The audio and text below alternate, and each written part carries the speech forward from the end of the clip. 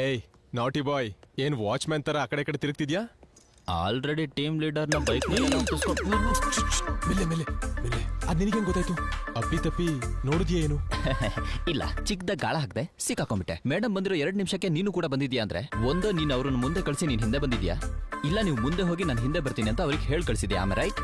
ಹಾಗೆಲ್ಲ ಏನೂ ಇಲ್ಲ ಕಣ, ಅಷ್ಟಕ್ಕೂ ಅಂತ ಸೀನ್ ಏನೂ ಇಲ್ಲ. ಅಂದ್ರೆ ಜೊತೆಗೆ ಬಂದಿದ್ದೀರಾ ಅನ್ಸುತ್ತೆ.